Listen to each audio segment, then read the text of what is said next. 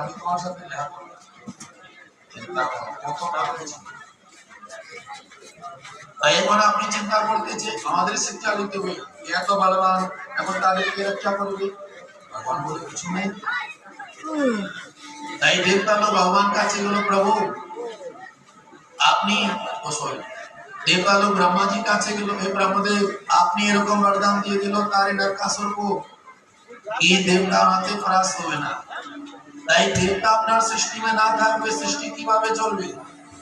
ब्रह्मा जी বলছে, হে देवताओं আমি তারে বরদান দিয়েছি, ये देवताओं द्वारा परास्त হবে না কিন্তু मनुष्य के द्वारा परास्त हो যাবে। তখন मनुष्य के रूप में स्वयं भगवान नारायण लीला করতেছে।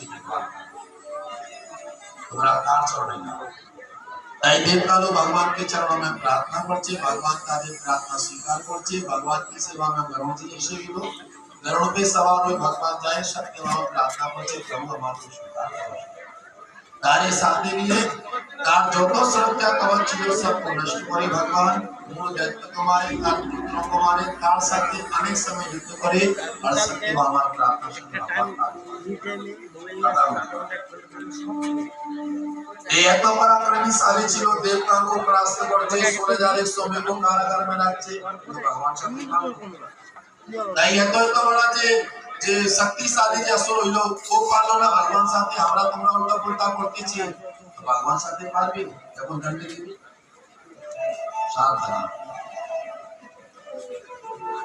তারপরে এই নরকাসুর নাম ছিল ভৌমাসুর, এই ভূমিপুত্র ছিল और भूमि के सत्ता सत्यभामा ছিল। माता आदित्य के कुंडल और वरुण के छत्र भगवान के हाथ में। তারপরে 16100 মেঘ ভগবান কারাগার से মুক্ত করে দিল, হে দেবীও তোমরা বাড়িতে চলে যাও, যে পাপী তোমার को ले আসবে তারে মার। 16100 में भगवान के चरणों में पड़े গেল, প্রভু আর মার কোথায়। এখন আমরা কোথায় যাবে?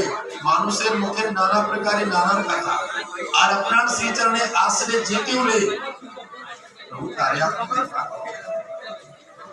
यहाँ तक कि पूतना भी अपना को मानते আসলো, तारे আপনি কৃপা করছে, प्रभु हमारे ऊपर कृपा करो।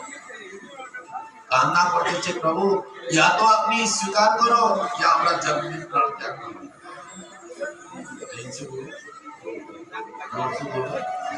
তাই 16100 মেঘ ভগবান স্বীকার করছে আর বলছে একজন তোমার উপর অত্যাচার করছে, দেখেন একজন পাপী কান্না করেছে জীবনবন্দি করছে আর ভগবান তাদের দেখেন তারে আশীর্বাদ দিচ্ছে, সেবা স্বীকার করছে।